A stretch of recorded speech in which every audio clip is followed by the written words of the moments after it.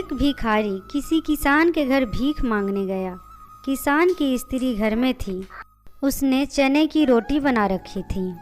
किसान आया, उसने अपने बच्चे का हाथ मुख चूमा। स्त्री ने उसके हाथ पैर धुलाए और वह रोटी खाने बैठ गया। स्त्री ने एक मुट्ठी चना भिखारी को भी डाल दिया। भिखारी चना लेकर जाने लगा और मन ही मन सोच रहा था, यह किसान कितना सुखी है।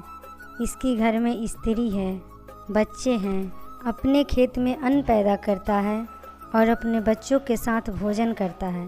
वास्तव में सुखी तो यह किसान है। इधर यह किसान रोटी खाते खाते अपनी स्त्री से कहने लगा, नीला बैल अब बहुत बूढ़ा हो गया है, अब वह किसी तरह काम नहीं देता। यदि कहीं से कुछ रुपए का इंतजाम हो जाए तो इस साल काम चले। साधु राम महाजन के पास जाऊंगा, वह ब्याज पर पैसे दे देगा। भोजन करके वह किसान सीधा साधु राम महाजन के पास गया। बहुत देर चिरौरी करने के बाद 1 रुपये सैकड़ा सूद पर साधु ने किसान को रुपए दिए। रुपए लेकर किसान अपने घर को चला। वह रास्ते में सोचने लगा, हम भी कोई आदमी हैं, घर में 5 रुपया भी नगद नहीं है। कितनी चिरौरी विनती करने पर उसने रुपए दिए। साधु कितना धनी है, उसके पास सैकड़ों रुपए हैं। वास्तव में सुखी तो साधु राम ही हैं। साधु राम की एक छोटी सी कपड़े की दुकान थी। वह बड़े दुकान से कपड़े लेकर आता था और अपने दुकान में बेचता था। दूसरे दिन साधु राम कपड़ा लेने गया। वह सेठ पृथ्वी चंद की दुकान से कपड़ा लिया। वह वहाँ बैठा ही था। इतनी देर में साधु राम का कई तार आया। कोई बम्बई से था तो कोई कलकत्ते से।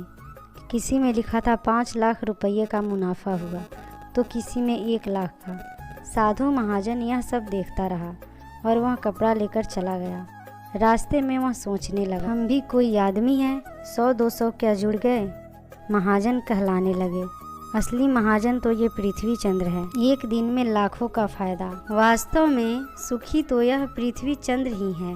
उधर पृथ्वी चंद्र बैठा ही था कि एक तार आया जिसमें लिखा था 5 लाख रुपए का घाटा हुआ। इतने ही देर में एक नौकर आया और बोला, आज लाट साहब की राय बहादुर सेठ के यहाँ दावत है, आपको जाना है, मोटर तैयार है। पृथ्वी चंद्र मोटर पर चढ़कर राय बहादुर की कोठी पर गया।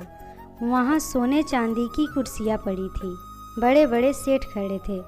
वहाँ पृथ्वी चंद्र सेठ को कौन पूछता है। वे भी एक कुर्सी पर जाकर बैठ गए। राय बहादुर जी से कलेक्टर कमिश्नर हाथ मिला रहे थे।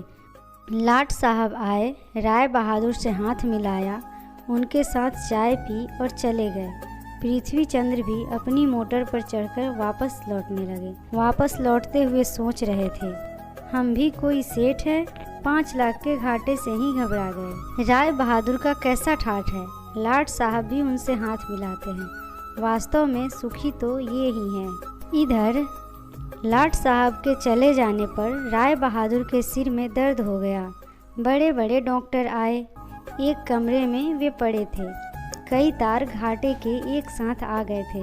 उनको अपनी कारोबार की भी चिंता थी। उन्होंने खिड़की से झांक कर देखा तो एक भिखारी हाथ में डंडा लिए अपनी मस्ती में चले जा रहा था।